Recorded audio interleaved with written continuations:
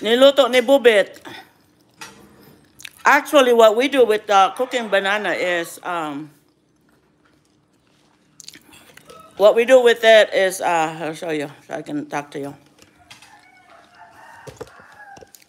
Is I buy a whole bunch of bananas, of cooking bananas. Ang laki ng mukha ko. So I buy a whole bunch of bananas, diba? And then I cook it. I mean, have Bubit cook it. Peel it and cook it.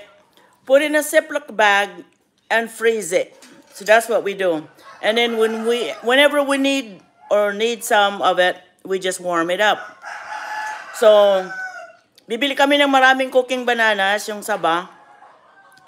Tapos balatan, sasaing ni Bubit, tapos balatan, yung manibalang, wag yung hinog na hinog. Tapos ilagay namin sa Ziploc bag, tapos i-freezer na namin. Para kung may kailangan namin kumain ng bananas, lagi meron, nasa freezer. So, iinit na lang sa microwave. O, di ba? So, ito siya. Yan. Ang sarap kaya. So, ganyan ginagawa namin. Pini-freezer namin yung luto na nasaba.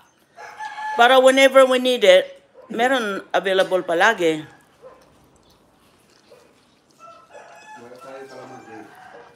Wala na tayong kalamansi. Saka sili. So, punta ko sa task ko ako ng pera pambili ng kalamansi at saka sili. Kasi sasabawan namin yung octopus. Paborito rin yan ng asawa ko na ganyan na luto. Gustong gusto rin niya ng octopus. Hindi karamihan sa American ay kumakain ng ganyan. Bibihira lang kumakain ng ganyan. Pero si Habi, paborito niya yan. Kasi niluluto namin yan sa States eh. Yung octopus na yan. Kinakalamansian ko lang, kakainin na niya. Ayan si Shasta. Oh. At Shasta. Tulog na. So I'm gonna put it here in front of Hubby, embarrass him to death while he's eating.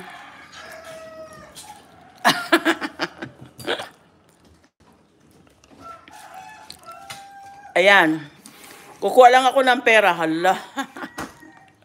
Sandali, bibili si Bubit ng ng sili at saka kamatis.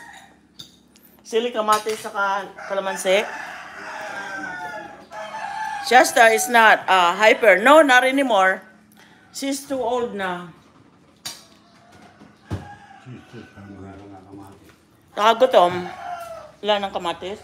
Kaya napunta ka sa pharmacy kanina. Shasta.